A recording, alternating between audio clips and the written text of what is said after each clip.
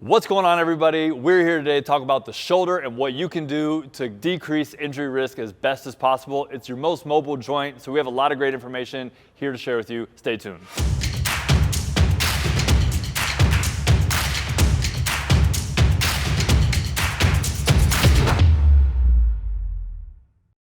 All right, let's get right to it. I got John here with me, physical therapist over here at Apex Performance Wellness and Rehab. The shoulder, very stable area, but it is always up for injury, so we want to give you some good tips to help you decrease that injury risk. We know sports present a lot of variability, especially a sport like basketball where you're going up for rebounds, diving for loose balls, or repeatedly shooting some nice shots over and over. So John, let's get into the shoulder. Tell us a little bit about it. Tell us what people can do at home. Perfect. So the shoulder is the most mobile joint in the body. It's a common thing that people tweak.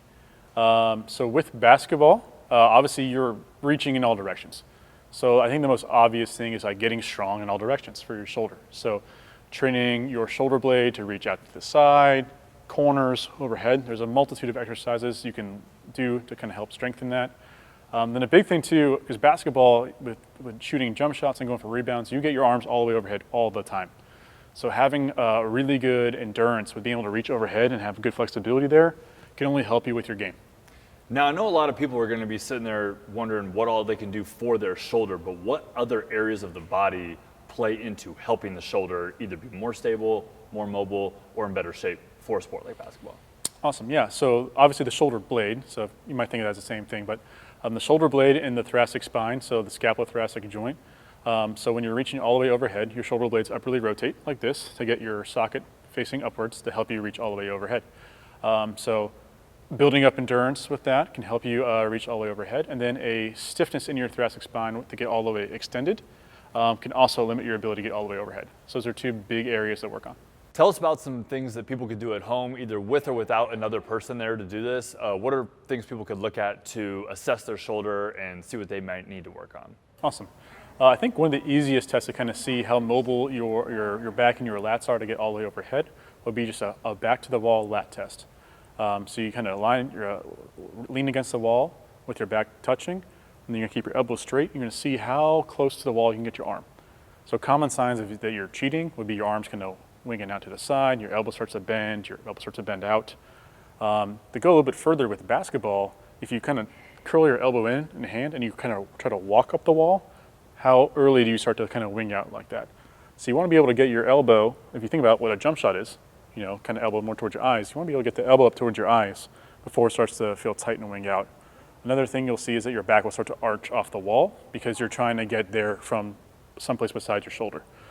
So that's a very simple test we can go over to kind of see how mobile you are that way. Usually you'll see people see an asymmetry, one side's tighter than the other side. But for reaching up for big rebounds, shooting a bunch of jump shots, say you're a young kid and you're trying to get 100, 200 jumpers up a day, you want to make sure you have that ability to get there. Now, I know a lot of us in basketball, you're the right or you're left-handed, so I know a lot of people really working one side of their body a lot, especially shooting 100 shots a day with your right arm. What are some things people could do to kind of balance out unilateral activity like that? Great question. Well, I think a big answer, if you're doing any kind of weight training, to make sure you're doing unilateral exercises for your shoulders and trying to get a good amount of volume on each side that's equivocal.